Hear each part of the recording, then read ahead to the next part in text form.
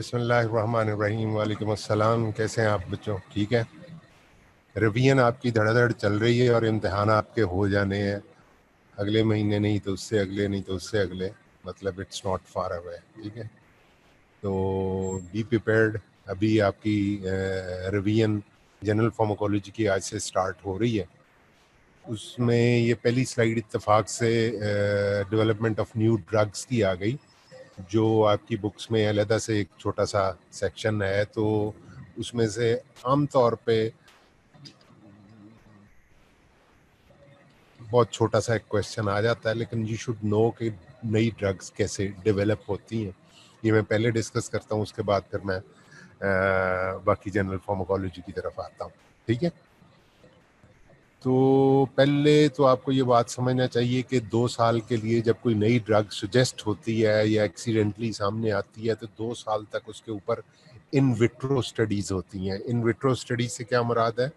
ये in vitro का word आपने पहले सुना होगा कि जब आउटसाइड ऑफ द बॉडी, मतलब एक इन विवो होता है कि जब हम बॉडी के अंदर पेशेंट के ऊपर या एनिमल्स के ऊपर एक्सपेरिमेंट्स करते हैं तो उनको इन विवो स्टडीज कहते हैं। ठीक है, विवो मीन्स लाइफ, और इन विट्रो का मतलब आउटसाइड द बॉडी। ठीक है, तो उन बायोलॉजिकल प्रोडक्ट्स के अंदर जो मेन एक्टिव इंग्रेडिएंट या लीड कंपाउंड होता है उसको हम देखते हैं, उसकी केमिकल सिंथेसिस करते हैं वगैरह वगैरह, उसके फार्मूला इवॉल्व करते हैं, देखते हैं कि ये क्या चीज़ है क्या। और ठीक है, समटाइम्स हम एग्जिस्टिंग ड्रग्स के नए मॉडिफिकेशन करके उनके फार्मूला में हम नई चीज़ें सामने लेके आते हैं। तो ये 2 साल तो इस काम में लग जाते हैं। उसके बाद एनिमल टेस्टिंग होती। एनिमल टेस्टिंग में उसकी फार्माकोलॉजिकल प्रोफाइल के वो एनिमल्स के अंदर कौन कौन से फार्माकोलॉजिकल एक्शंस ड्रग कॉज कर रही है, उसके अलावा उस ड्रग की एफिकेसी, कितने रिसेप्टर्स को ऑक्यूपाई करती, कितनी एक्टिविटी जनरेट करती, उसके अलावा रिसेप्टर सिलेक्टिविटी के कौन से रिसेप्टर्स पे काम करती, कौन से पे नहीं करती, ये सब एनिमल स्टडीज़ में ही वो सामने ले आते हैं। मैकेनिज्म ऑफ एक्शन को, उसके को एलेबोरेट करने की कोशिश करते हैं कि क्या है। फिर उसकी टॉक्सिसिटी प्रोफाइल देखते हैं कि म्यूटाजेनिसिटी, टेराटोजेनिसिटी, कार्सिनोजेनिसिटी वगैरह तो नहीं है उसमें, या कोई और टॉक्सिसिटीज़ तो नहीं है। ठीक है, तो इस काम में मजीद 2 साल, ये नीचे कैलेंडर चल रहा है, पहले 2 साल हमने इन विट्रो स्टडी की, अगले 2 साल हमने एनिमल स्टडीज़ की, और उससे ये सारे पैरामीटर्स उस ड्रग के, उसके सारे फार्माकोलॉजिकल एक्शंस एनिमल्स के अंदर और क्या कुछ वो करती है और उसकी टॉक्सिसिटी प्रोफाइल क्या है, वो सब कुछ हम सामने ले आते हैं। उसके बाद अगले 4-5 साल हम फिर जब हम ये देखते लेते हैं कि ये इसमें ये वाली चीज़ें भी नहीं है कि ये नुकसान पहुंचा सके या कम नुकसान पहुंचाती है सर्टन डोजेज के ऊपर, तो फिर हम उसको रिस्क लेते हैं उसको क्लिनिकल ट्रायल्स करने का। ठीक है, तो यहाँ पे हम उसको इन्वेस्टिगेशनल न्यू ड्रग के तौर पे हम रजिस्टर करा देते हैं, जो भी रेगुलेटरी बॉडी होती है, और उसके बाद अगले 4 साल, मतलब from 4th to 8th year या 9th ईयर, अगले 4-5 साल हम ये क्लिनिकल ट्रायल करते हैं। ठीक है, इनमें फेज़ 1 में 100 सब्जेक्ट्स तक करते हैं, फिर उससे ज़्यादा नंबर ऑफ सब्जेक्ट्स बढ़ाते हैं, फिर उससे ज़्यादा सब्जेक्ट्स बढ़ाते हैं। ठीक है, और पेशेंट्स को इज इट सेफ फार्माकोकाइनेटिक, चूंकि ये सेफ्टी हमने एनिमल्स में देखी थी, तो ह्यूमन बीइंग में फिर उसकी काइनेटिक्स को दोबारा हम चेक करते हैं। फिर ह्यूमन में उसका ड्रग मेटाबॉलिज्म कैसे होता है, सेफ्टी असेसमेंट उसकी क्या है, क्लियरेंस कितनी देर में होती है। ठीक है, और जो फार्माकोलॉजिकल इफेक्ट्स हमने एनिमल्स में देखे थे वो ह्यूमन बीइंग्स में आ रहे हैं कि नहीं आ रहे हैं। तो इस सारे कुछ के बाद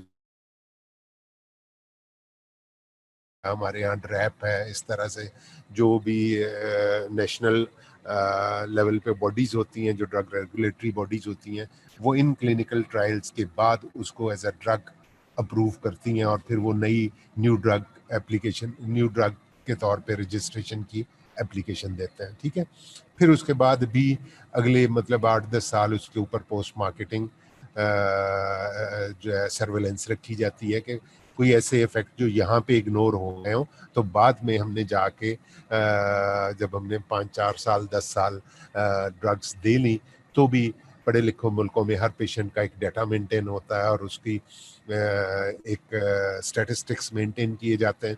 तो हम उसके बाद भी उसके ऊपर एक नज़र रखते हैं कि इन ड्रग्स के ने अल्टीमेटली जाके कहीं ऐसा तो नहीं कि हमने एक ड्रग यूज़ हुई उसके फार्माकोलॉजिकल एक्शन से और उसकी सिलेक्टिविटी से और एफिकेसी से मुतासर होकर उसको देना शुरू कर दी, और जब हमने देना शुरू की तो 5 साल के बाद पता चला कि सारे शहर के बच्चों में या सारे शहर के उस एज ग्रुप के पेशेंट्स में कोई ख़ास एक एडवर्स इफेक्ट आना शुरू हो गया। तो वो क्लिनिशियंस अगर अपना डाटा मेंटेन रखें तो वो रेट्रोस्पेक्ट में उसको स्टडी करके तो फॉरेन गवर्नमेंट को या अथॉरिटी को बता सकते हैं। और आप ऑफ एंड ऑन अखबारात में भी पढ़ते हैं और मेडिकल जर्नल्स में भी आता रहता है कि फ़लान ड्रग ज़ेंटेक उन्होंने बंद कर दी, या प्रोटॉन पंप इनहिबिटर्स में से पर्टिकुलर बंद कर दिया, या कैल्शियम चैनल ब्लॉकर्स में से फलां बंद कर दिया। वो इसलिए होता है कि उनकी पोस्ट मार्केट सर्वेलेंस जो है वो बताती है कि ड्रग के बाद में कोई लेटेंट किस्म के साइड इफ़ेक्ट्स तो नहीं आए, क्योंकि यहाँ पे तो जो हम साइड इफ़ेक्ट्स वगैरह स्टडी करते हैं एनिमल्स में वो इमीडिएट किस्म के होते हैं, तो इन्हें हम लेटेंट साइड इफ़ेक्ट्स कहते हैं या लेटेंट टॉक्सिसिटीज़ कहते हैं, जो कुछ साल तक कोई मेडिसिन यूज़ करने के बाद आ सकता है। तो ये यहाँ से लेके 10वें साल से लेके 20वें साल तक ये इतना अरसा जो है वो आमतौर पे जिस कंपनी ने उस ड्रग के ऊपर रिसर्च की होती है और पैसा लगाया होता है, उस कंपनी के पास उसके पेटेंट्स होते हैं और उसके अलावा कोई उसको मार्केट नहीं कर सकता। और उसने जितने पैसे यहाँ पे इन्वेस्टिगेशन में लगाए होते हैं या रिसर्च पे लगाए होते हैं, उससे जब वो कोई 100 गुना ज़्यादा कमा लेती है तो उसके बाद फिर उसके पेटेंट ख़त्म हो जाते हैं और वो फिर कोई भी कंपनी वो ड्रग बना सकती है। तो this is here where politics come in, कि जो एफ्लुएंट मुल्क हैं या पैसे वाले मुल्क हैं वो अपना बहुत ज़्यादा पैसा ड्रग्स में इन्वेस्ट करते हैं, और जब वो ड्रग फाइंड आउट कर लेते हैं तो फिर उसको सारी दुनिया में वो बेच लेते हैं अगले 10 साल में। उसके बाद उसके पेटेंट्स जो हैं वो ओपन फॉर एवरीबॉडी हो जाते हैं, फिर वो कोई भी उनको ख़रीद सकता, मैन्युफैक्चर कर सकता। ठीक, तो ये कोविड को के बारे में जितनी मेडिसिन नई से नई और वैक्सीन बनाने की बात हो रही है, उस सारे कुछ नहीं, इस सारे प्रोसेस में से गुजरना है, और उस लिहाज से आपके लिए ये ड्रग डेवलपमेंट का टॉपिक जो है रेलिवेंट हो जाता है। तो ऑफ एंड ऑन नेट के ऊपर जो आपको मुख्तलिफ किस्म की इन्वेस्टिगेशंस मिलती हैं, कोई रेमडेसिविर की बात कर रहा है, कोई मोनोक्लोनल एंटीबॉडीज़ की बात कर रहा है, कोई प्लाज्मा थेरेपी की बात कर रहा है, तो उनके ऊपर अभी हमारे पास डाटा अवेलेबल नहीं है।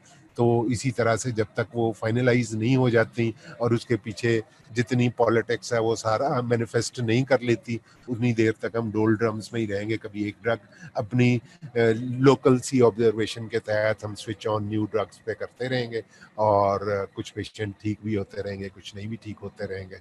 तो ये ऐसे ही सिलसिला चलता रहेगा जब तक कि कोई एक दो ड्रग्स जो है उनकी कंपनीज इन्वेस्ट करके रैपिड किस्म की वैक्सीनेशन डेवलप नहीं कर लेती और दुनिया में बहुत सारा पैसा उनकी जेबों में नहीं चला जाता। ह्यूमैनिटी इसी तरह से सरमायादारों के रहमो करम पे रहेगी। ठीक है, ये आपको मुख्तसर सा मैंने कि डेवलपमेंट ऑफ न्यू ड्रग्स, ये आजकल कोविड के रेफरेंस से, चूँकि डेवलपमेंट ऑफ न्यू ड्रग्स जो है वो काफ़ी एक उसके ऊपर डिबेट्स हो रही हैं, और काफ़ी उसके ऊपर जो बड़ी कौमें और बड़ी फार्मास्यूटिकल इंडस्ट्रीज़ है मल्टीनेशनल, उनकी जो हेजेमनी है उसको रेजिस्ट किया जा रहा है दुनिया में। तो उस रेफरेंस से ये टॉपिक थोड़ा सा इम्पॉर्टेंट हो जाता है, इसलिए मैंने आपको शुरू में ही इसके ऊपर डिस्कशन, तो may be keeping in view the world circumstances, आपको कोई डेवलपमेंट ऑफ न्यू ड्रग्स के ऊपर कोई छोटा सा एक शॉर्ट क्वेश्चन पूछ लें। ठीक है, उसके बाद we move to the general pharmacology. ठीक है,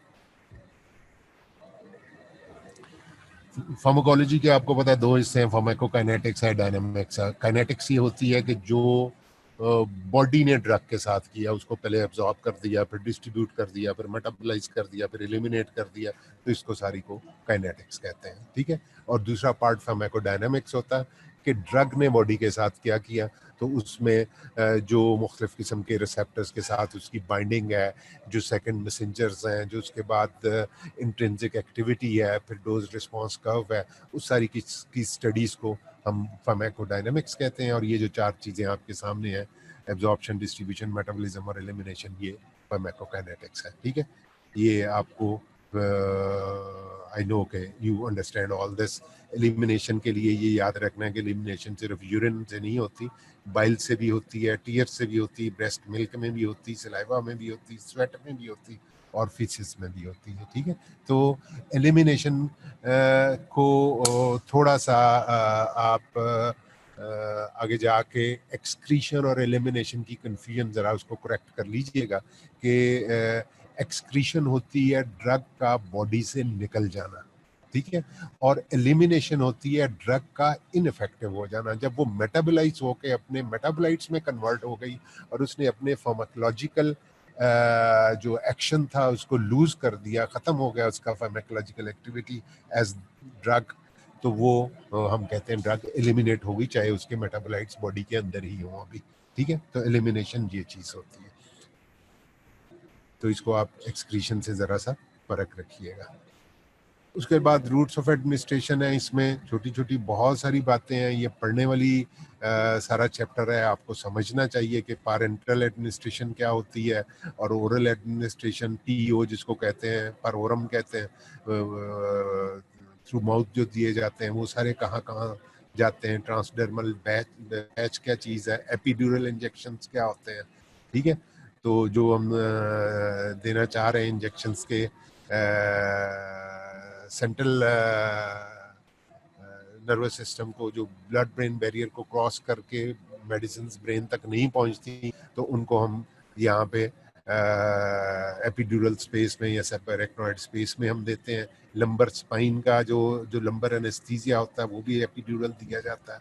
आजकल जो लेटेस्ट प्रेगनेंसी यानी डिलीवरी की जा रही है, पेनलेस डिलीवरी, वो भी एपिड्यूरल इंजेक्शंस के तहत के साथ मैनिफेस्ट की जाती, तो उसको हम एपिड्यूरल कहते हैं।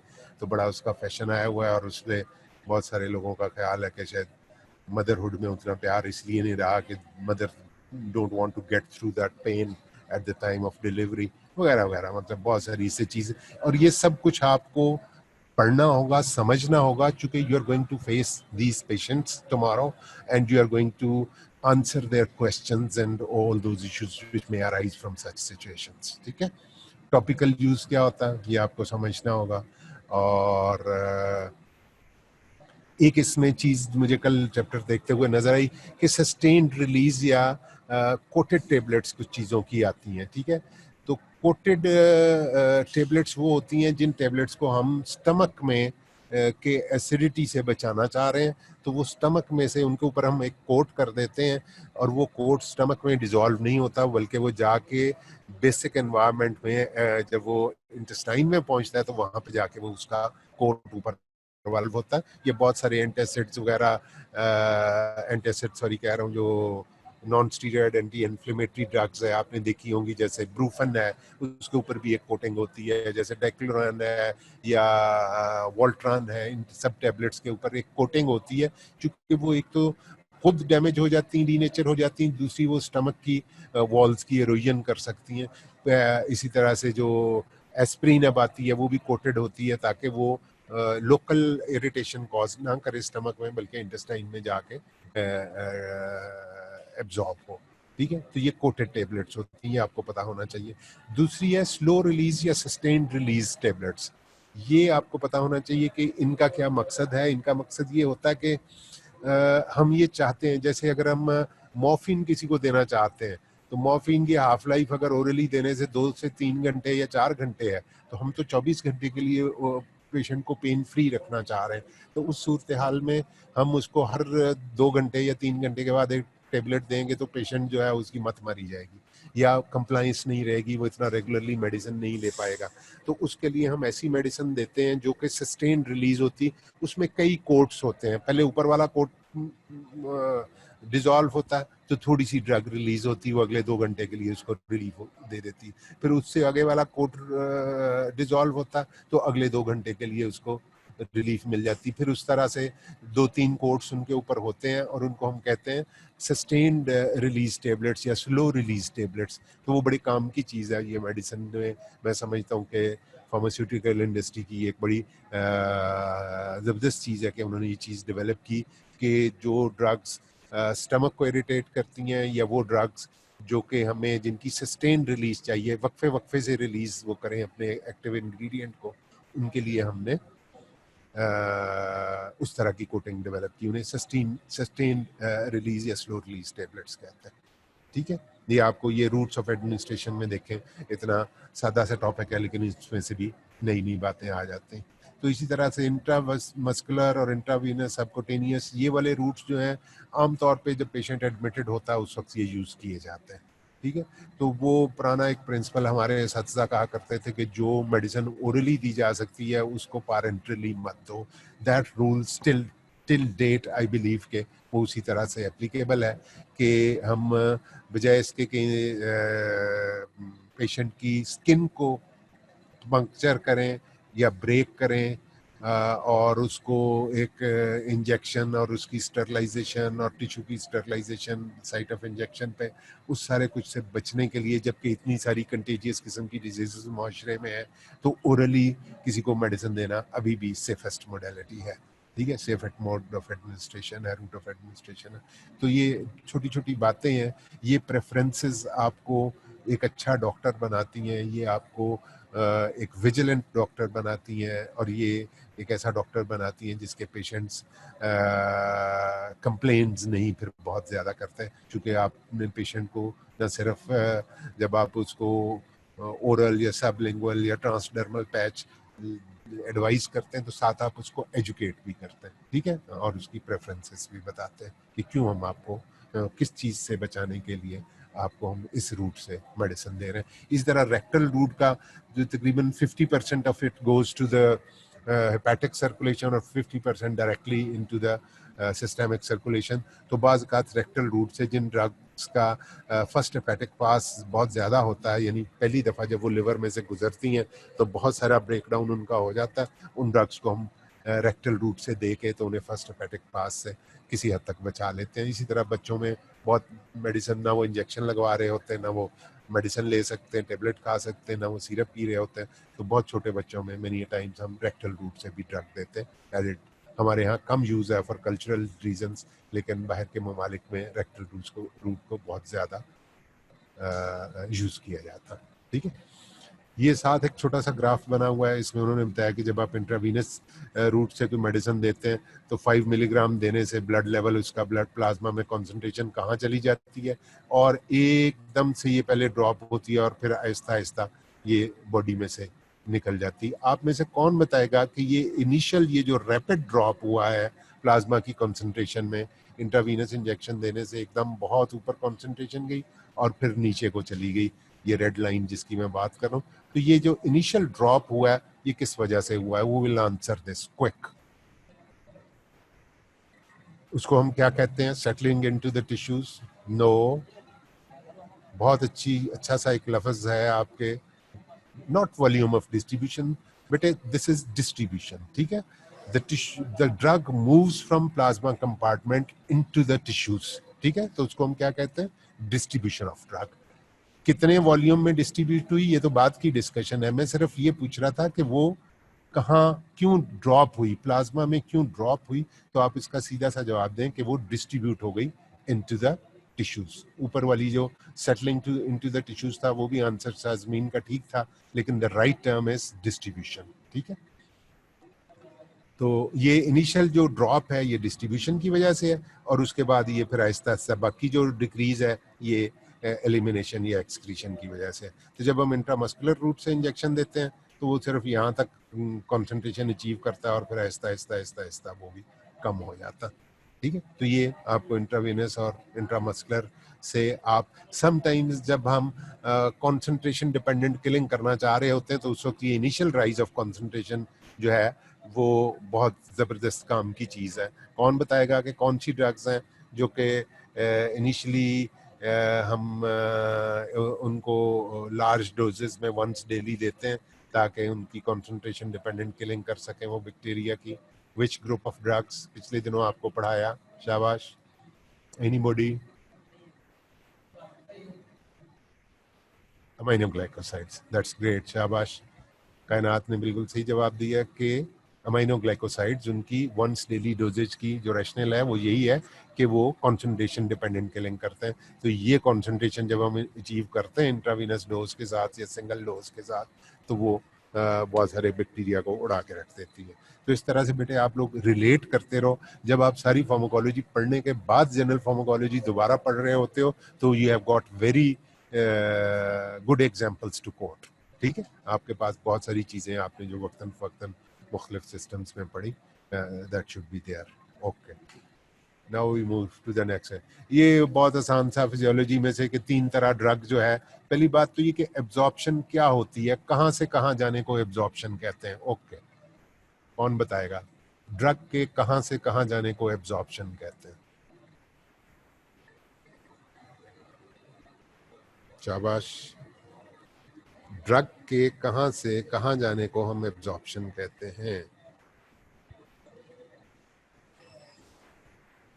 अगर आपसे कोई पूछ ले कि डॉक्टर साहब ये एब्जॉर्प्शन क्या चीज़ होती है, absorption of amino glide from GIT to blood.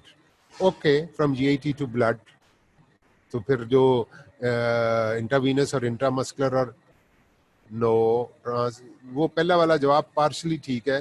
From site, अच्छा, from site of injection to blood stream.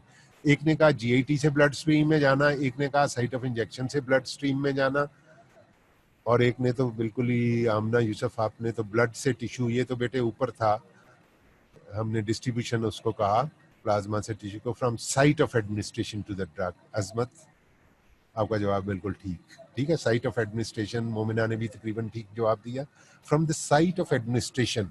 चाहे वो ओरल था तो जीआईटी हमारी साइट ऑफ एडमिनिस्ट्रेशन थी, इंट्रावेनस था, इंट्रामस्कुलर था, ट्रांसडर्मल पैच था, जो कुछ भी था, from the site of administration to the blood. ठीक है, इसको हम एब्जॉर्प्शन कहते हैं। इस कॉन्सेप्ट को अपने को क्लियर रखें, क्योंकि मैनी टाइम्स ड्रग्स इधर से उधर मूव कर रही हैं। आज मैं वो पढ़ रहा था सुबह, पी ग्लाइकोप्रोटीन के जी, वो मेम्ब्रेन से उसको क्रॉस तो करने देती है, लेकिन ये कि वो उसको सेल से बाहर फेंक देती ड्रग को। तो अब हम उसको एब्जॉर्प्शन क्या कहेंगे कि वो एब्जॉर्प्शन को हेल्प करती है कि नहीं करती, ये डिपेंड करता है कि वो पी ग्लाइकोप्रोटीन टिश्यू में कहाँ पे काम कर रही है, या ब्लड वेसल के सेल के अंदर है या टिश्यू की मेम्ब्रेन के अंदर है, कहाँ पे काम कर रही है। ठीक है, तो ये basically when we talk about absorption, we mean movement of drug from the site of administration to the plasma circulation। ठीक है, तो इसके तरीके हैं, पैसिव डिफ्यूजन है, फैसिलिटेटेड डिफ्यूजन है। इसमें जब कैरियर खत्म हो जाता है तो फैसिलिटेशन खत्म हो जाती, तो डिफ्यूजन कम हो जाती। एक्टिव ट्रांसपोर्ट है, इसके लिए एनर्जी चाहिए। एंडोसाइटोसिस है, बहुत पुराना कॉन्सेप्ट, वो इधर यूं पकड़ के तो इन्वेजिनेट करके वैक्यूहोल बना देता है, फिर ये वैक्यूहोल टूट जाता है और वो ड्रग अंदर चली जाती है। ठीक है, तो ये सारी एब्जॉर्प्शन के डिफरेंट मैकेनिज्म्स हैं। इनमें से कोई नहीं कुछ कभी पूछता, लेकिन you should know it. Factors affecting absorption.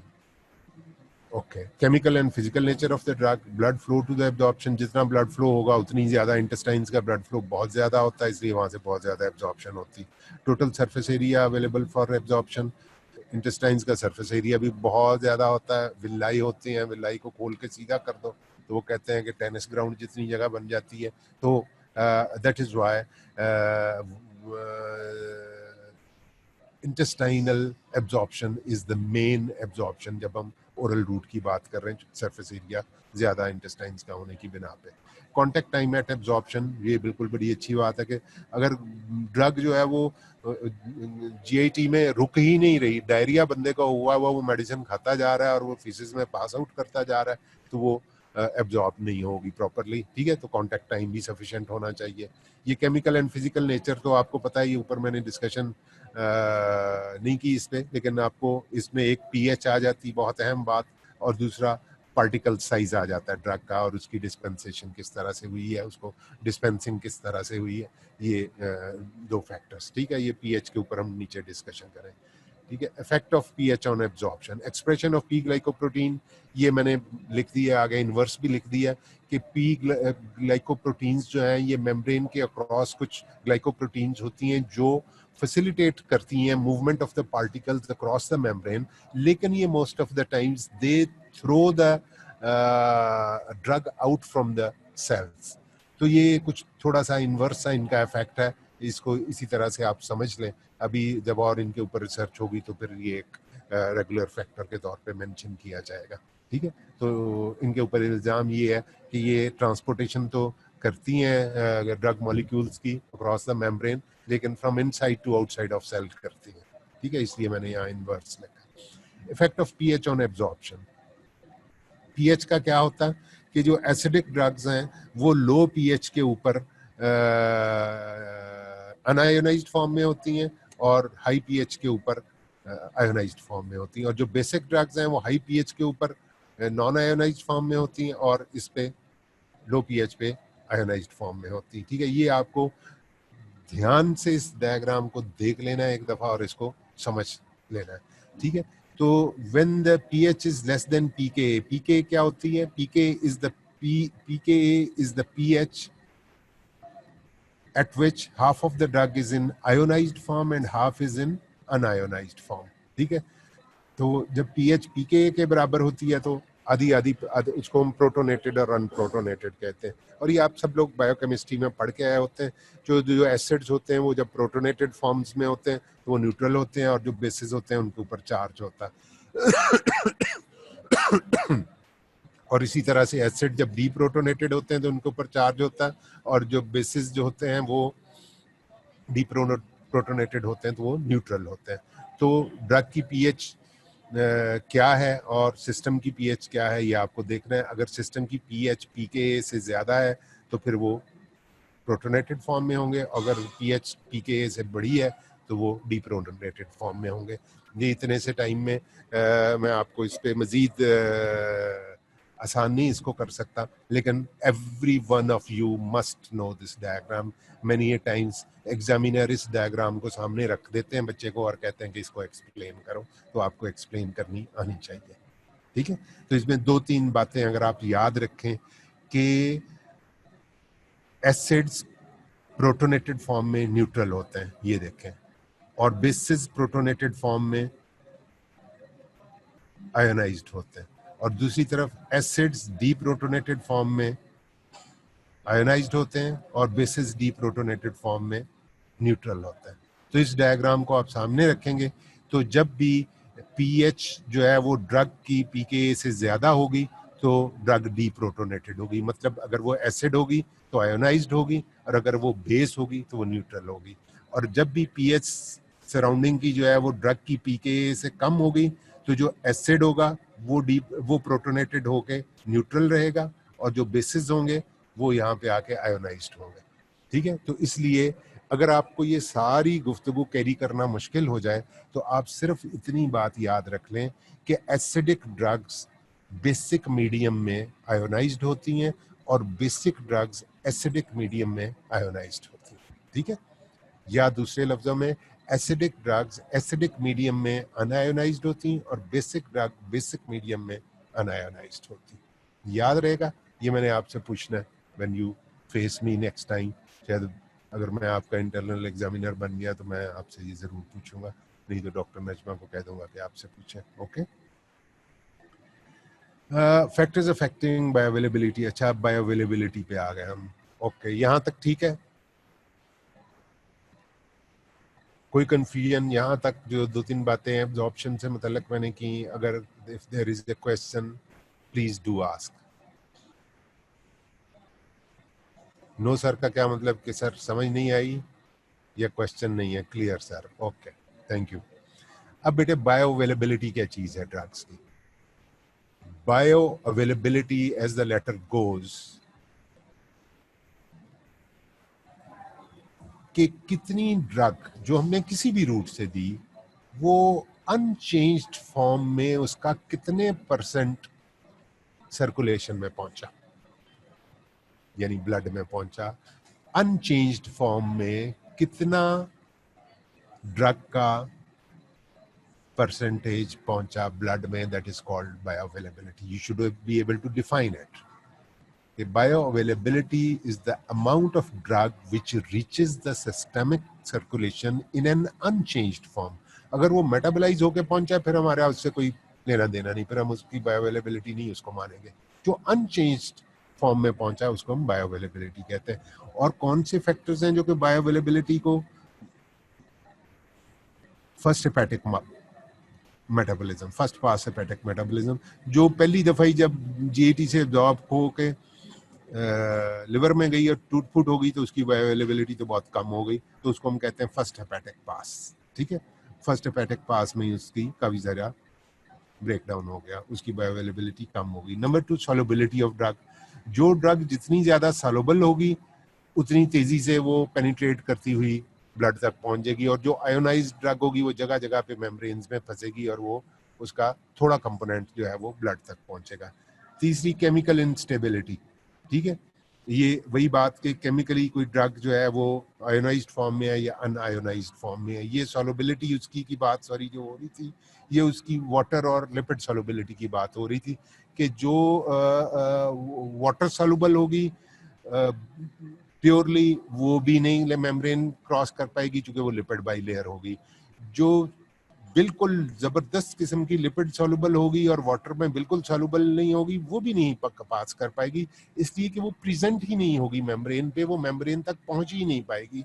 तो ऐसी drugs which are generally lipophilic, ठीक है, जो कि लिपिड सॉल्युबल हैं लेकिन किसी हद तक कुछ वाटर सॉल्युबिलिटी भी उनकी है, तो वो वाटर में डिसॉल्व होकर मेम्ब्रेन पे प्रेजेंट होती हैं और फिर अपनी लिपिड सॉल्युबिलिटी की बिना पे उसको क्रॉस कर जाती। तो वो वाली ड्रग्स जो हैं वो उनकी प्लाज्मा कॉन्सेंट्रेशन सबसे बेहतर होती है। हम कहते हैं कि वो इसलिए यहाँ पे उन्होंने लाइपोफिलिक या हाइड्रोफिलिक नहीं लिखा, उन्होंने सॉल्युबिलिटी ऑफ द ड्रग, क्योंकि दोनों ही चीज़ें थोड़ी सी चाहिए, थोड़ी सी वाटर सॉल्युबिलिटी चाहिए और ज़्यादा सारी लिपिड सॉल्युबिलिटी चाहिए। तो ये आपको इस फैक्टर पे डिस्कशन आ सकती है कि what do you mean by solubility of drugs with reference to bioavailability. तो आपको बताना होगा कि उनका किसी हद तक हाइड्रोफिलिक होना और काफ़ी हद तक लाइपोफिलिक होना is very useful for their absorption. तो उन ड्रग्स की बायोअवेलेबिलिटी ज़्यादा होगी जो कि ये ट्रेट्स कैरी करती हैं। और केमिकल इंस्टेबिलिटी का यहाँ पे मतलब जो है वो उनकी सराउंडिंग पीएच के रेफरेंस से उनकी आयोनाइजेशन या नॉन आयोनाइजेशन। ठीक है, तो अगर वो एनवायरनमेंट में स्टेबल कंपाउंड है, चूंकि मोस्टली ड्रग्स हमारी या वीक एसिड्स होते हैं या वीक बेसिस होते हैं, तो वो थोड़े से एडवर्स एनवायरनमेंट में जब जाते हैं, एक डिफरेंट पीएच पे जाते हैं, तो most of the time they get ionised, उनकी आयोनाइजेशन हो जाती। तो ये आयोनाइजेशन फिर उनकी चूंकि एब्जॉर्प्शन को अफेक्ट करती, तो ये chemical instability becomes an issue.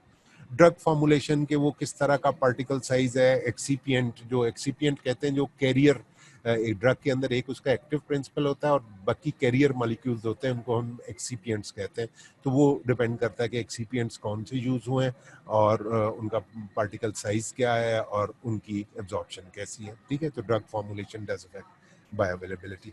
अब आपसे अगर ये पूछा जाए कि 100% बायोअवेलेबिलिटी किस रूट से होती है, तो वो आईवी रूट से। ठीक है, तो आईवी रूट से चूंकि जितनी ड्रग हम देते हैं उसको डायरेक्टली सिस्टेमिक सर्कुलेशन में फेंक देते हैं, तो इसलिए हम कहते हैं कि आईवी रूट से 100% बायोअवेलेबिलिटी आती है।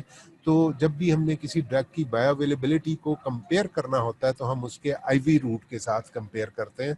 आईवी रूट को हम ये देखें, बायोअवेलेबिलिटी ये है आईवी रूट से कि हमने ये इंजेक्ट किया इस जीरो टाइम पे और 100% इसकी प्लाज्मा कॉन्सेंट्रेशन आ गई और उसके बाद ये कम होती होती यहाँ आ गई। तो इसका हम कहेंगे कि आईवी रूट से एरिया अंडर कर्व जो है वो ये है, इतनी देर ब्लड के अंदर अवेलेबल रही ड्रग, उसके बाद वो एक्सक्रीट होती चली गई, जहाँ पे वो मैक्सिमम थी जीरो टाइम पे। ठीक है, तो ये area under curve is called area under curve for IV route. और जब हम ओरल रूट से देते हैं तो इसकी कॉन्सेंट्रेशन इस तरह से प्लाज्मा में बढ़ती है, खास हद तक जाती है और फिर उसके बाद एक्सक्रीशन शुरू हो जाती और वो कम होना शुरू हो जाती है आगे को जाके और कम। तो ओरल रूट से एरिया अंडर कर्व ये है। ठीक है, इतनी देर अवेलेबल रही ड्रग और इस कॉन्सेंट्रेशन में, पहले ज्यादा कॉन्सेंट्रेशन में थी फिर कम होती गई, ये भी पहले ज्यादा थी और फिर कम होती गई। तो हम कहेंगे कि बायोअवेलेबिलिटी का फॉर्मूला क्या बनेगा, area under curve oral divided by area under curve intravenous into 100।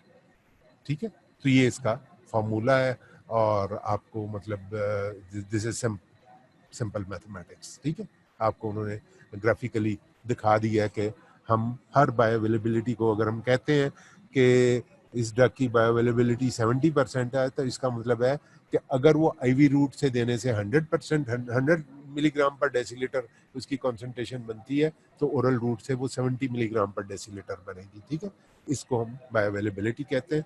और कोई दो ड्रग्स जिनकी बायोअवेलेबिलिटी एक जैसी हो, मतलब ये डिफरेंट रूट से नहीं इसको कंपेयर किया जाता, दो different drugs of the same group उनकी आपस में अगर हमने बायोअवेलेबिलिटी कंपेयर करनी हो तो हम कहते हैं कि वो अगर उनकी एक ड्रग दी उसका भी 70% सर्कुलेशन में पहुंचा, दूसरी ड्रग दी उसका भी 70% सर्कुलेशन में पहुंचा, तो हम उसको कहते हैं कि these two drugs are bio equivalent.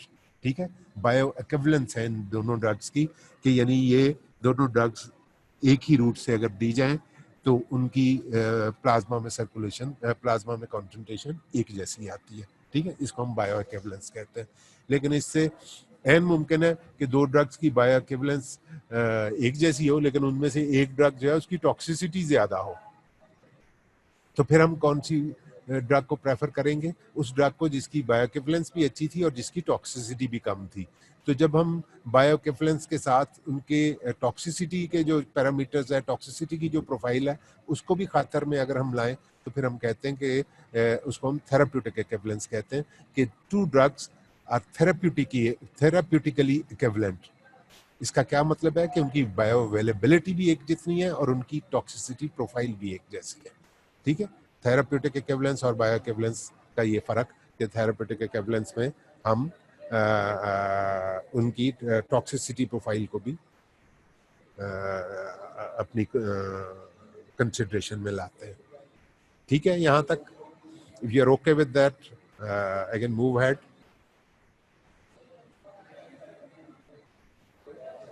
Okay, distribution, drug distribution depends on, drug distribution क्या है पहले आपसे डिस्कशन हो चुकी, आपने बता दिया। बायोइक्विवेलेंस रिपीट करते हैं बेटे। बायोइक्विवेलेंस जब दो ड्रग्स की बायोअवेलेबिलिटी एक जैसी हो, दोनों को एक ही रूट से दिया जाए और एक ही रूट से देकर दोनों की एक ही जितनी बायोअवेलेबिलिटी ब्लड के अंदर हो, एक ही जितनी कॉन्सेंट्रेशन ब्लड के अंदर हो, तो हम कहते हैं कि ड्रग्स आर बायोइक्विवेलेंट, के उन दोनों ड्रग्स की। लेकिन ये नहीं कि एक ड्रग हम ओरल रूट से दे रहे हैं और एक इंट्रावीनस से दे रहे हैं और फिर इंट्रावीनस वाली को शाबाश दे रहे हैं कि जी ये इसकी बायो अवेलेबिलिटी, ये दोनों बायोइक्विवेलेंट है। नहीं, दोनों की एक जैसी अमाउंट्स अगर एक ही रूट से दी जाए और उनकी ब्लड में कंसंट्रेशन एक जैसी आए तो तब वो बायोइक्विवेलेंट ड्रग कहलाएंगे। ठीक है, एलिमिनेशन, सॉरी डिस्ट्रीब्यूशन। डिस्ट्रीब्यूशन ये है कि हमने यहाँ पे ड्रग दी, 0 टाइम पे हमने इसको इंजेक्शन लगाया और एकदम से ये ड्रॉप आई डिस्ट्रीब्यूशन की वजह से, और उसके बाद आहिस्ता आहिस्ता एलिमिनेशन की वजह से। तो ये जो यहाँ से लेके यहाँ तक ड्रॉप आई है, यानी 1.5 जो भी उसका यूनिट हो, 1.5 से ड्रॉप होते हुए 75 पर जो आ गया, ये बल्कि इससे कम यहाँ तक जो आया है, this is because of the distribution, के एकदम से प्लाज्मा से निकल के वो टिश्यूज में चलेगी। उसके बाद जो बाकी प्लाज्मा में रह गई वो आहिस्ता आहिस्ता एलिमिनेट होती गई, तो इसको हम एलिमिनेशन फेज कहते हैं।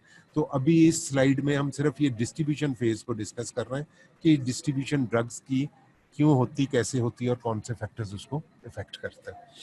ब्लड फ्लो, पहली बात तो ये कि अगर ड्रग के अंदर ये टेंडेंसी है कि उसने प्लाज्मा कंपार्टमेंट छोड़ के टिश्यूज में जाना है, तो जिस टिश्यू के अंदर सबसे ज्यादा प्लाज्मा जाएगा वहां सबसे ज्यादा ड्रग डिलीवर हो जाएगी। जैसे ब्रेन है, जैसे किडनी है, जैसे लिवर है, ठीक है, इनमें सबसे ज्यादा ड्रग डिस्ट्रीब्यूट हो जाती, फौरन निकल के टिश्यूज के अंदर चली जाती, चूंकि इन ऑर्गन्स का ब्लड फ्लो ही बहुत ज्यादा होता है। ज्यादा वहां पे, क्योंकि वहां पे अगर आप समझें कि कोई मशीन लगी हुई है जिसने के प्लाज्मा से ड्रग को निकाल के टिश्यू के अंदर फेंक रहे हैं, तो जहां ज्यादा डिलीवर होगी ड्रग वहीं पे ज्यादा डिस्ट्रीब्यूट होगी। तो जिस ऑर्गन में का ब्लड फ्लो ज्यादा है उस वहां से डिस्ट्रीब्यूशन ड्रग्स की ज्यादा होगी। Number 2, capillary permeability. अब इसके बाद दूसरा ये कि जैसे लिवर के अंदर जो कैपिलरीज होती हैं या और बहुत सारी जगहों पे कैपिलरीज होती हैं, उनके अंदर जो इंटरनल लाइनिंग जो सेल्स होते हैं, अगली मैं स्लाइड ही मेरा ख्याल आपको दिखा देता हूँ, शायद मैंने वो बनाई थी, ये देखें, structure of liver capillary. Large fenestration is allow drug to move between the blood and interstitium in the liver. ठीक है, ये जो एंडोथेलियल सेल्स होते हैं, इनके अंदर ये बड़ी बड़ी सी स्पेसेस होती हैं जिनसे ड्रग ऊज आउट करके तो टिश्यूज के अंदर चली जाती है। लिवर में तो होता है ऐसा। अब ब्रेन में कैसे होता है कि ब्रेन में ये जो एंडोथेलियल सेल्स होते हैं वो बड़े बड़े सेल्स होते हैं और उनके अंदर इतने टाइट जंक्शंस होते हैं, इनको कहते ही टाइट जंक्शन है, कि इनमें से ड्रग बाहर नहीं निकल पड़ सकती, और इन्हीं टाइट जंक्शंस की वजह से इस एपिथेलियम को हम ब्लड ब्रेन बैरियर कहते हैं कि ब्लड के अंदर जो ब्रेन के अंदर जो कैपिलरीज होती हैं उनकी ये फेनेस्ट्रेशंस इतनी टाइट होती हैं कि वहां से ड्रग बाहर नहीं जा सकती और ब्रेन टिश्यू में नहीं जा सकती, and this thing is called blood brain barrier. कि हर कैपिलरी की वॉल के अंदर जो एंडोथेलियल सेल्स हैं they make the blood brain barrier. तो अगर ब्रेन की सर्कुलेशन तो बहुत ज्यादा है, सर्कल ऑफ विलिस वहां पे होता है और चारों तरफ खून ही खून होता, लेकिन वहां पे the junctions are tight between the endothelial cells, so not much of the drug gets a chance to pass through those tight junctions. तो ये इसका मतलब है कि जो कैपिलरी का स्ट्रक्चर है that also determines the amount of drug distributed. तो लिवर में चूंकि ये खुली खुली फेनेस्ट्रेशंस होती हैं और धड़ाधड़ यहाँ से ड्रग निकल के लिवर के अंदर जा रही होती, तो इसलिए हमने इसको भी एक मौजू बनाया है कि capillary permeability controls the distribution. तीसरी चीज है plasma protein binding. Plasma protein binding अब क्या चीज है कि प्लाज्मा के अंदर प्रोटीन्स होती हैं, 2-3 तरह की, ग्लोबुलिन भी होती हैं और एल्ब्यूमिन्स भी होती हैं वगैरह वगैरह। उनमें से एल्ब्यूमिन्स खास तौर पे they have some affinity for the drugs and some of the drugs have affinity for those albumins. तो वो ड्रग्स जब एल्ब्यूमिन्स के साथ बाइंड कर जाती हैं तो वो मिलके एक बड़ा सा मॉलिक्यूल बन जाता है जो कि वैसे वो उन खुली खुली फेनेस्ट्रेशन से भी बाहर नहीं निकल पाता।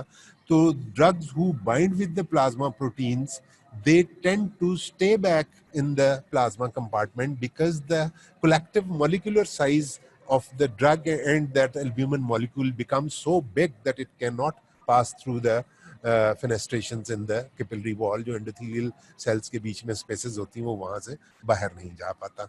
So plasma protein binding is another factor which controls the distribution of drugs.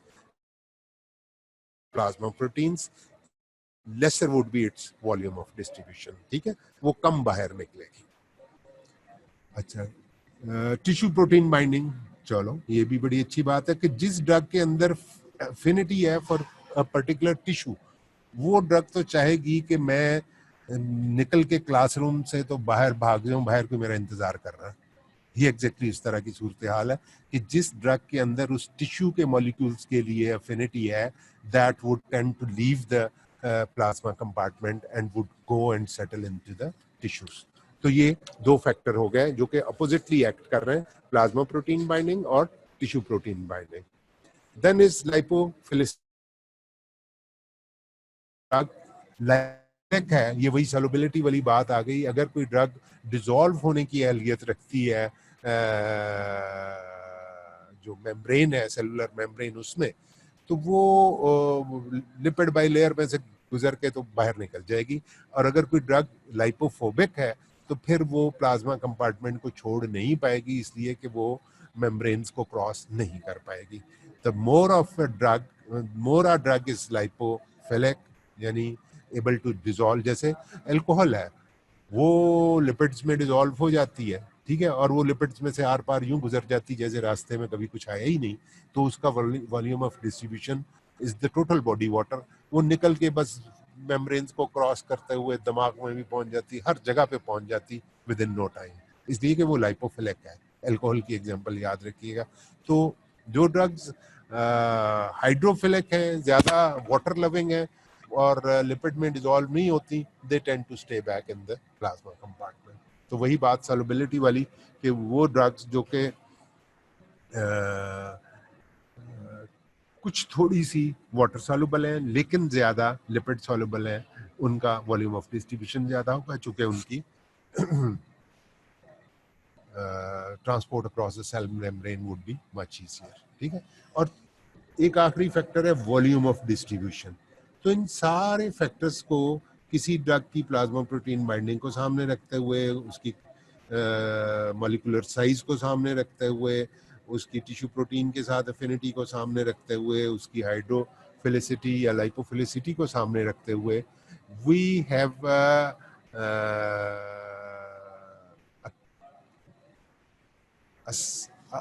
A volume defined जिसमें वो ड्रग डिस्ट्रीब्यूट होती है। इसके ऊपर मैं अभी बाद में आता हूँ कि ये कि ये सब चीजें मिलके डिटरमिन करती हैं कि कितनी डिस्ट्रीब्यूशन हुई, और जितनी डिस्ट्रीब्यूशन हुई उसको हम वॉल्यूम ऑफ डिस्ट्रीब्यूशन कहते हैं। ठीक है, इसमें मैं मजीद थोड़ी सी अभी आपको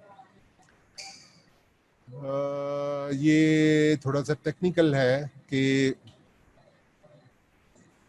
ये बेसिकली वॉल्यूम ऑफ डिस्ट्रीब्यूशन का और हाफ लाइफ का रिलेशनशिप है, इस पर मैं बाद में आता हूँ। वॉल्यूम ऑफ डिस्ट्रीब्यूशन में को मैं थोड़ा आपको समझा लूँ तो फिर हम वापस उस स्लाइड पे जाते हैं। वॉल्यूम ऑफ डिस्ट्रीब्यूशन वो कहते हैं कि it is the apparent volume of fluid that is required to contain the drug in the body at the same concentration measured in plasma। ठीक है, इस बात को यूं समझ लें कि एक ड्रग है हेपरिन, ठीक है, एंटीकोएगुलेंट है। इसका हम कहते हैं कि volume of distribution is 4 litres. 4 litre क्या होता है? प्लाज्मा। इसका मतलब ये है कि ये ड्रग जब हम देते हैं एब्जॉर्ब होके तो ये प्लाज्मा से बाहर नहीं निकलती, इसलिए कि इसका मॉलिक्यूलर साइज इतना बड़ा होता है कि ये प्लाज्मा को छोड़ के टिश्यूज में जा ही नहीं सकती। ये उन एंडोथेलियल सेल्स के बीच में जो स्पेसेस हैं उन्हीं में फंस के रह जाती है। और वैसे भी हमें ये एंटी कोएगुलेंट है, इसकी जरूरत ही ब्लड में है, तो इसलिए ये डिजाइंड इस तरह से है कि it does not leave the plasma compartment. ठीक है, इसलिए इसका वॉल्यूम ऑफ डिस्ट्रीब्यूशन 4 लीटर ही रह गया, यानी प्लाज्मा, ये प्लाज्मा से बाहर नहीं जाती। तो प्लाज्मा 4 लीटर ऑलमोस्ट होता है, तो हम कहेंगे कि हेपरिन का वॉल्यूम ऑफ डिस्ट्रीब्यूशन 4 लीटर है। अमाइनोग्लाइकोसाइड्स एक और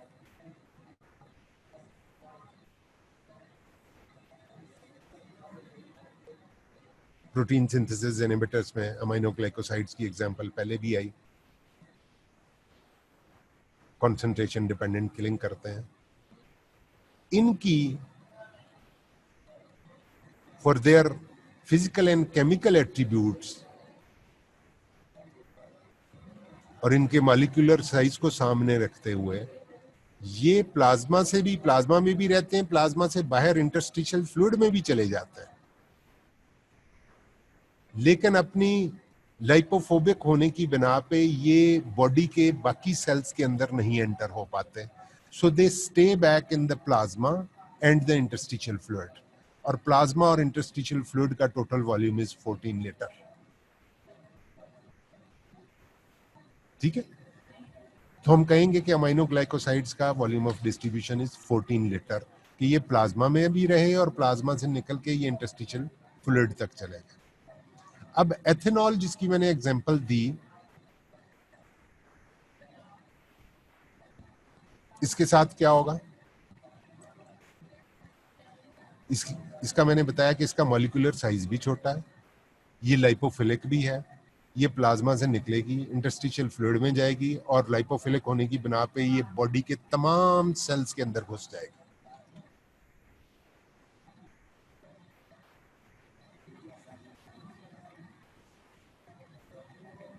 तो बॉडी का टोटल एक 70 केजी के बंदे के अंदर total volume of water, total body water is 42 litres.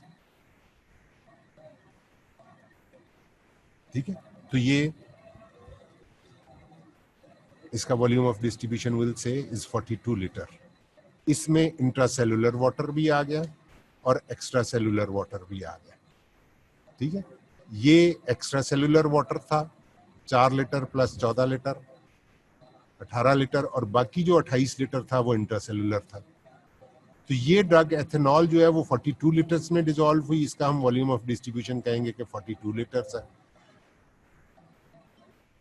ये सिर्फ प्लाज्मा में और इंटरस्टिशियल फ्लूइड में रही, इसका 14 लीटर है। ये सिर्फ प्लाज्मा में रही। ये तीनों एग्जांपल्स आपको याद होनी चाहिए। अब हम वॉल्यूम ऑफ डिस्ट्रीब्यूशन को कैलकुलेट कैसे करते हैं? कि हमने ड्रग दी किसी पेशेंट को, हमने ड्रग दी 5 ग्राम्स, ठीक है, और कुछ देर के बाद हमने, और समझ लें कि जो प्लाज्मा की अमाउंट है वो भी 5 लीटर होता है प्लाज्मा, ठीक है, या आप यहाँ पे अमाउंट ऑफ ड्रग 4 ग्राम्स कर लें और प्लाज्मा जो है वो भी 4 लीटर है। अगर आफ्टर सम टाइम हमने उसकी प्लाज्मा में कंसंट्रेशन देखी और वो निकली 1 ग्राम पर लीटर, ठीक है, 4 ग्राम ड्रग थी और 1 ग्राम पर लीटर निकली, तो इसका मतलब है कि प्लाज्मा की अमाउंट कितनी हुई? 4 लीटर्स।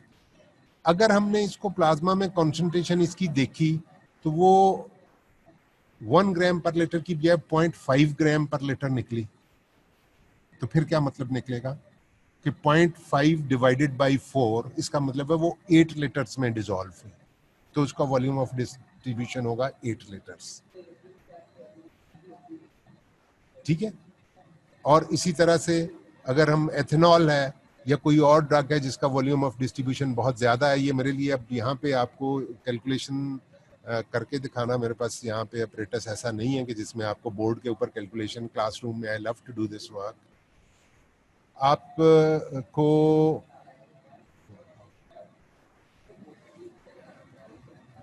ये बात यहाँ पे समझनी चाहिए कि जो जितनी ड्रग जाके टिश्यूज में सेटल होती चली जाएगी, मसलन ये कि अगर हमने किसी को 10 ग्राम्स ड्रग दी है,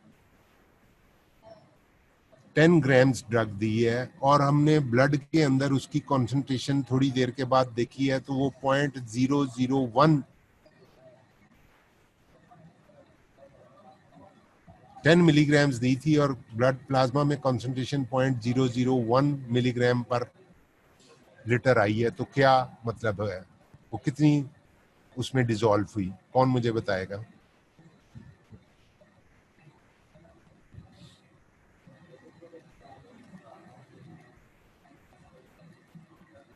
क्योंकि ये कॉन्सेप्ट आपको समझना जरूरी है, इट इज सिंपल मैथमेटिक्स।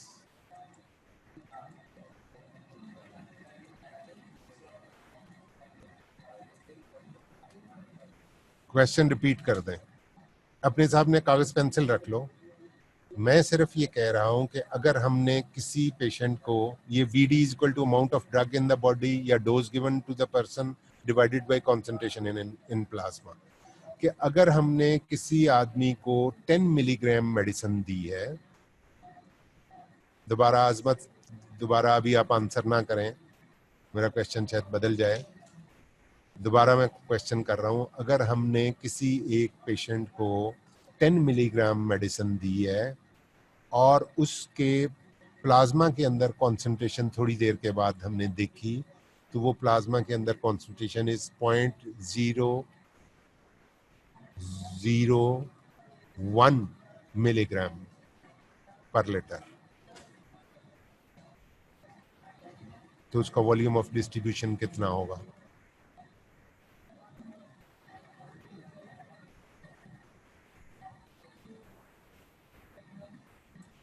और कोई? बेटे 0.01 आपने नीचे लिखा है? नहीं, 0.01 लिखा है। ये मेरे जवाब देने का मतलब ये नहीं था कि शाजमीन और अजमत का जवाब गलत है, वो ठीक कह रहे थे। बेटे 10 को आप 0.001 से डिवाइड करना है, ठीक है?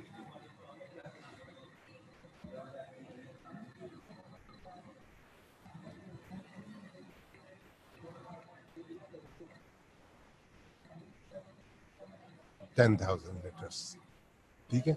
अब ये आप बताओ, 10,000 इज राइट आंसर, क्योंकि ऊपर भी 10 था। 10,000 समझ आ गई आप सब लोगों को इसकी, कि हमने बेसिकली जितनी ड्रग दी और जितनी प्लाज्मा में उनसे कंसंट्रेशन आई, हमने उसकी रेशियो को जब निकाला तो आंसर इज 10,000 लीटर्स, ठीक है? अब बात ये कि क्या 10,000 लीटर्स वाटर हो सकता है बॉडी में? Is it possible that a person has 10,000 liters? No. तो इसलिए हम कहते हैं कि this is not a real volume, This is a mathematical volume. This is the apparent volume. This is basically the ratio between the drug given and the concentration in plasma. अगर हमने 1 ग्राम, दोबारा मैं इस क्वेश्चन को और जरा figures change करके repeat करता हूं, अगर हमने किसी पेशेंट को 1 मिलीग्राम दिया है और थोड़ी देर के बाद उसके प्लाज्मा में कंसंट्रेशन 0.1 मिलीग्राम पर डेसीलीटर है या 0.1 मिलीग्राम पर लीटर है, तो कितना उसका वॉल्यूम ऑफ डिस्ट्रीब्यूशन आया? 1 मिलीग्राम दिया था और 0.1 मिलीग्राम पर लीटर उसकी कंसंट्रेशन है, 10 लीटर। शाबाश। और अगर हमने 1 मिलीग्राम दिया और उसकी कंसंट्रेशन 0.01 लीटर आई तो वॉल्यूम ऑफ डिस्ट्रीब्यूशन कितना? 100। Very good. और अगर हमने 1 मिलीग्राम दिया और प्लाज्मा में कंसंट्रेशन 0.001 मिलीग्राम पर लीटर आई तो 1000। ठीक है, ये आपको समझ आनी चाहिए कि बेसिकली प्लाज्मा में किसी ड्रग की कंसंट्रेशन जो है वो बताती है कि वो कितनी जगह पे, और असल में ये मैथमेटिकल वॉल्यूम इतना ज्यादा क्यों आता है कि ड्रग जाके टिश्यूज के अंदर सेटल होना शुरू हो जाती है। बहुत सारी ड्रग्स ऐसी हैं जो जाके प्लाज्मा से निकल के टिश्यूज के अंदर बैठ जाती हैं, ठीक है, और प्लाज्मा में उनकी कंसंट्रेशन कम हो जाती है। अब होता क्या है, और ऐसी ड्रग्स जो कि जाके प्लाज्मा से निकल के टिश्यूज में बैठ जाती हैं और उनकी कंसंट्रेशन कम हो जाती प्लाज्मा के अंदर, तो जो प्लाज्मा के अंदर अवेलेबल है सिर्फ वही एक्सक्रीट हो पाएगी, और जो जब प्लाज्मा के अंदर जो मौजूद है वो जब एक्सक्रीट हो जाएगी तो जो टिश्यूज के अंदर बैठी हुई थी वो वापस निकल के प्लाज्मा की तरफ मूव करना शुरू हो जाएगी। वो कंसंट्रेशन ग्रेड, पहले भी कंसंट्रेशन ग्रेडियंट के तहत प्लाज्मा से वो टिश्यूज में गई थी, जब प्लाज्मा में कंसंट्रेशन कम हो गई तो वो टिश्यूज से वापस प्लाज्मा में आना शुरू हो गई। इसको हम क्या कहते हैं?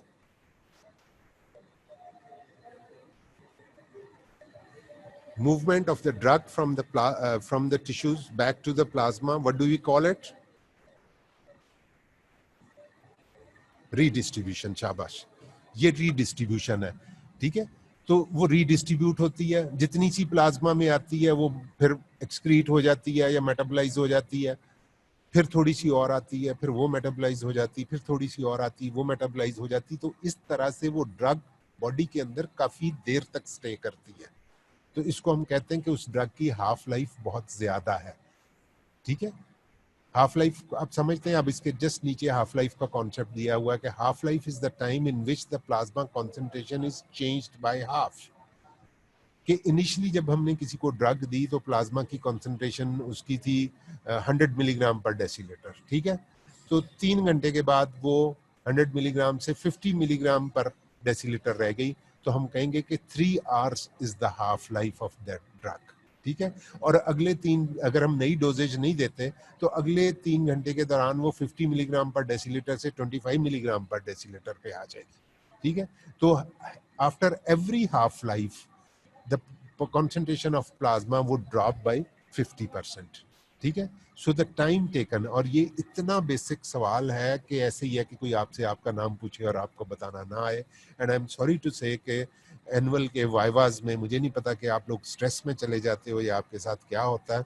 The external examiners when they ask कि जी हाफ लाइफ क्या है, और आप रंग बिरंगी किस्म की डेफिनेशन आगे से दे रहे होते हैं, तो हमारा being internals and your teachers, हमारा बस नहीं चल रहा होता कि हम बाहर जाके खिड़की से नीचे छलांग मारते हैं।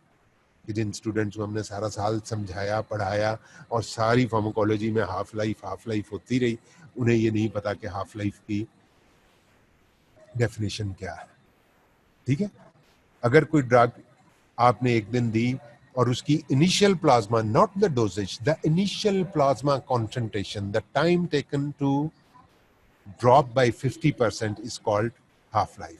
ठीक है, जितने टाइम में इनिशियल कॉन्सेंट्रेशन 50% ड्रॉप हुई उसको हाफ लाइफ कहते हैं। ठीक है, और ये हाफ लाइफ और उतनी देर में हम नई डोजेज दे देते हैं। इसीलिए एक ड्रग जिसकी हाफ लाइफ 12 घंटे है, वो सुबह आपने 100 मिलीग्राम दी तो शाम तक 50 मिलीग्राम रह गई, शाम को आपने 100 मिलीग्राम और दे दी तो वो बॉडी के अंदर 150 मिलीग्राम हो गई, या प्लाज्मा के अंदर 150 मिलीग्राम हो गई, और फिर अगले हाफ लाइफ के अंदर वो 150 का 50% यानी 75 मिलीग्राम रह गई, और फिर आपने एक और डोज दे दी तो वो 175 हो गई, और फिर उसका हाफ जो है वो तकरीबन 88 या 90 के आसपास रह गया। और फिर चौथी हाफ लाइफ के बाद जितनी आप डोजेज दे रहे होते हैं उतनी बॉडी से एक्सक्रीट हो रही होती है, और बॉडी के अंदर एक प्लाज्मा की कॉन्सेंट्रेशन मेंटेन हो जाती है। उसको हम क्या कहते हैं, कौन बताएगा?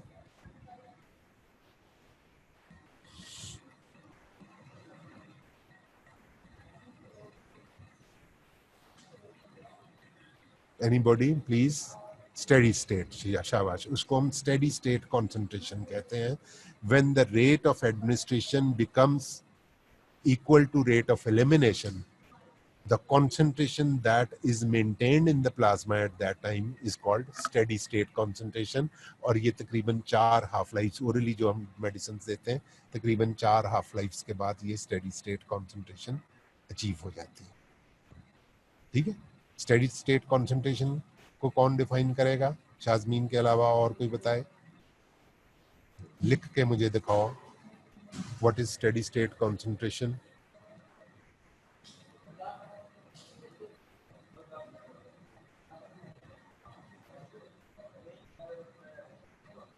चलो अभी टाइम कम रह गया, मैं आपके लिए डिफाइन कर देता हूं।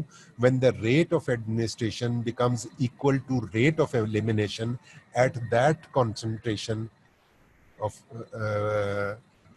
उस वक्त जो प्लाज्मा के अंदर जो कॉन्सेंट्रेशन होती है उसको हम स्टेडी स्टेट कॉन्सेंट्रेशन कहते हैं। The concentration in plasma when the which is maintained when the rate of administration becomes equal to rate of elimination, we call it steady state concentration, ठीक है, which is achieved after 4 half lives।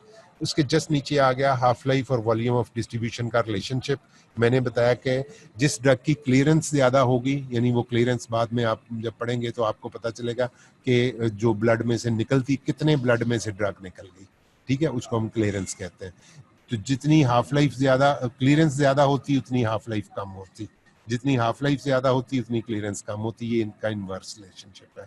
Volume of distribution के साथ इसका तकरीबन direct 0.693 की ratio से multiply, इसमें constant factor है। जितना half life, volume of distribution ज्यादा होगा उतनी हाफ लाइफ ज्यादा होगी, ठीक है, उतनी हाफ लाइफ ज्यादा होगी। तो ये हाफ लाइफ का relationship with volume of distribution and clearance is 0.693 into volume of distribution divided by clearance, ठीक है। तो जितनी क्लियरेंस ज्यादा होगी उतनी हाफ लाइफ कम होगी, जितनी वॉल्यूम ऑफ डिस्ट्रीब्यूशन ज्यादा होगा उतना हाफ लाइफ ज्यादा होगी। तो ये रिलेशनशिप आपको समझना चाहिए, ठीक है।